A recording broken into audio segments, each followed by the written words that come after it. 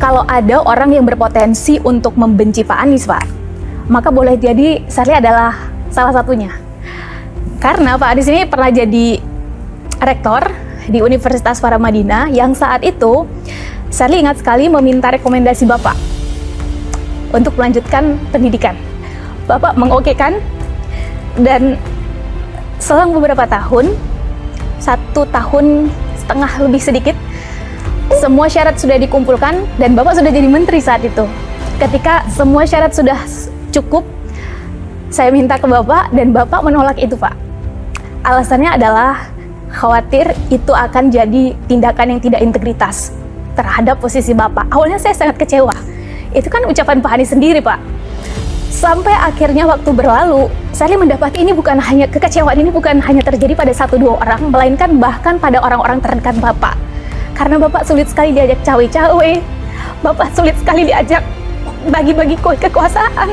Terjadi momen haru saat Sherly Anavita mengungkapkan pengalaman pribadinya dengan Anies Baswedan. Awalnya Anies Baswedan yang saat itu menjadi rektor Paramadina telah memberikan rekomendasi agar Sherly dapat melanjutkan studinya ke luar negeri. Namun saat Sherly sudah mengumpulkan semua berkas yang dibutuhkan, bersamaan dengan Anies Baswedan diangkat Menteri Pendidikan dan Kebudayaan. Namun, kenyataannya berubah. Sherly yang sebelumnya mendapat rekomendasi dari Anies Baswedan sebagai rektor Paramadina. Namun, berkas tersebut akhirnya ditolak oleh Anies Baswedan lantaran hal tersebut menyangkut integritas Anies Baswedan yang saat itu dekat dengan Sherly Anavita dan para mahasiswa Paramadina yang lain. Integritas terhadap posisi Bapak. Awalnya saya sangat kecewa. Itu kan ucapan Pak Anies sendiri, Pak. Sampai akhirnya waktu berlalu, saya mendapat ini bukan hanya kekecewaan ini bukan hanya terjadi pada 1-2 orang, melainkan bahkan pada orang-orang terdekat Bapak. Karena Bapak sulit sekali diajak cawe-cawe, Bapak sulit sekali diajak bagi-bagi kekuasaan.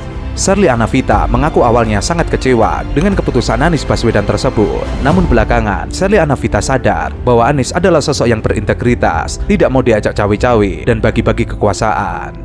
Dan akhirnya Sherly sampai pada titik, ternyata politik itu bisa bermoral ya. Dan pertanyaan Sherly adalah, ketika justru orang terdekat kita itu punya potensi untuk menjadi pembenci kita, bagaimana sosok Pak Anies Baswedan ini memaintain kesalahpahaman, kebencian, atau hal-hal yang berpotensi justru untuk menusuk Bapak dari belakang.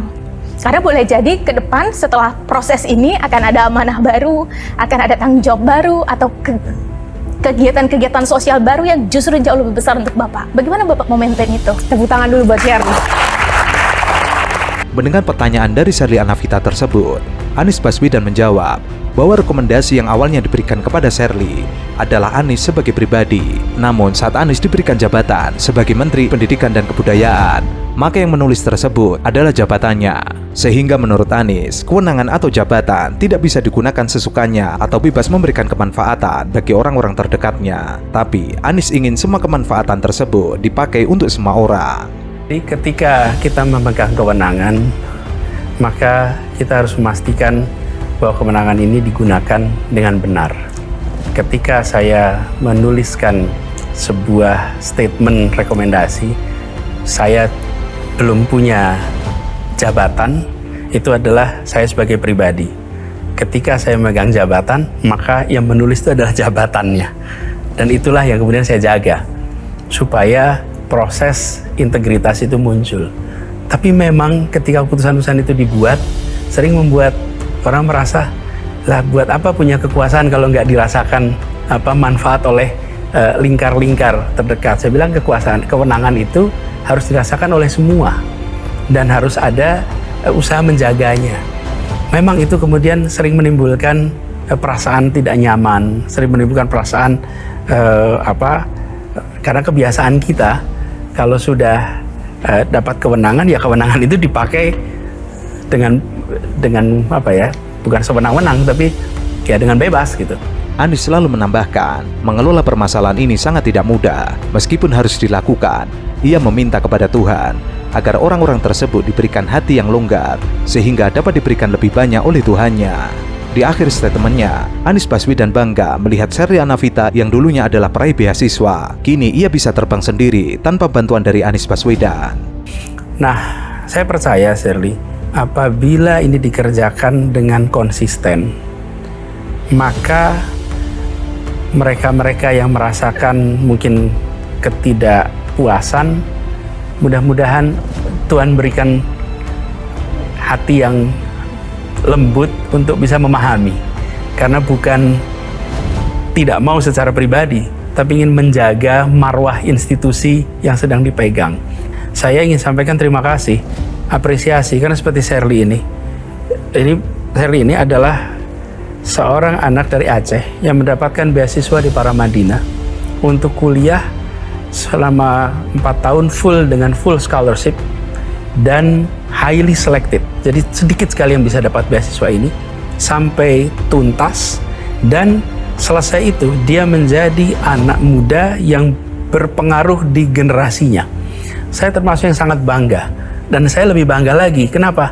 Karena dia mendapatkan itu semua tanpa ada tanda tangan Menteri Pendidikan dan Kebudayaan, tapi dapat itu semua karena dia sebagai pribadi.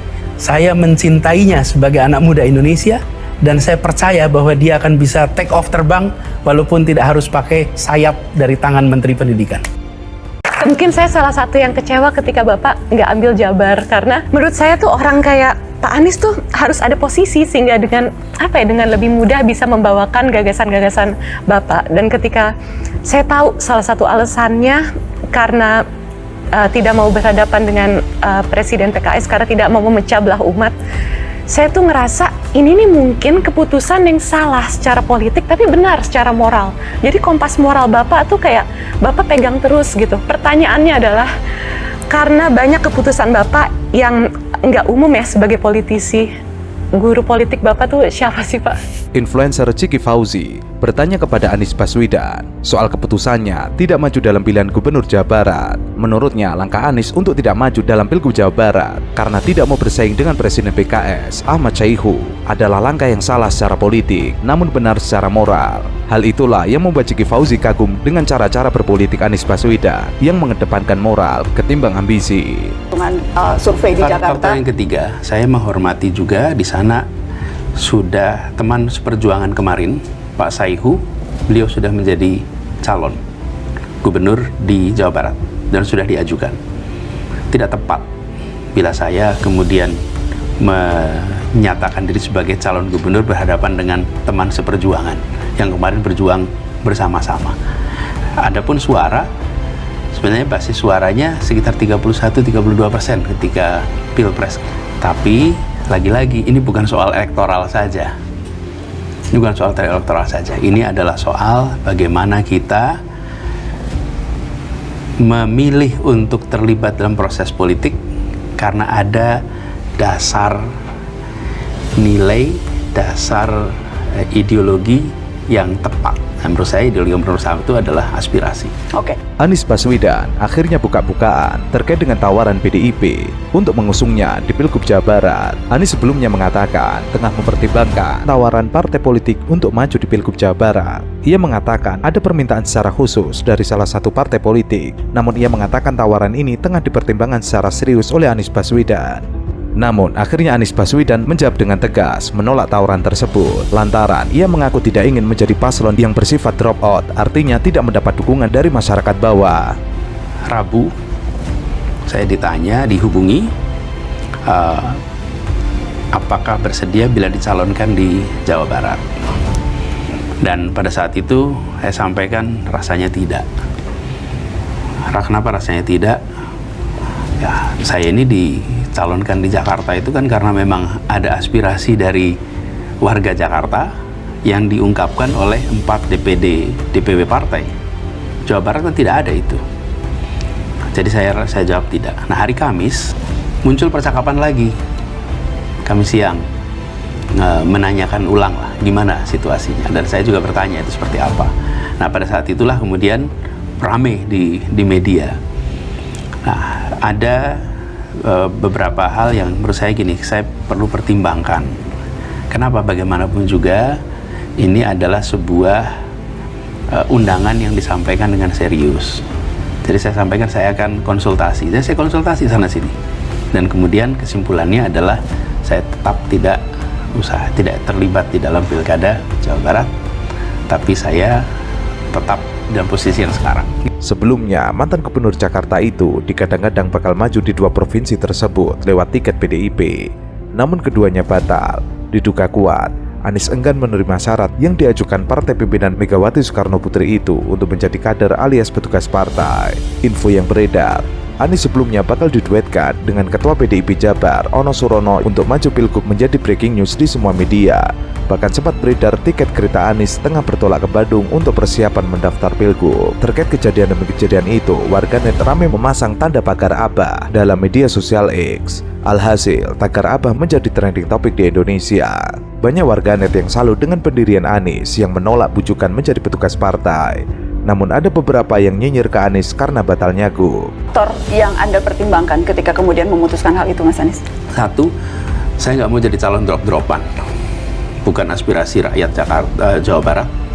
Tidak ada DPW yang mengusulkan, tidak ada rakyat Jawa Barat yang meminta.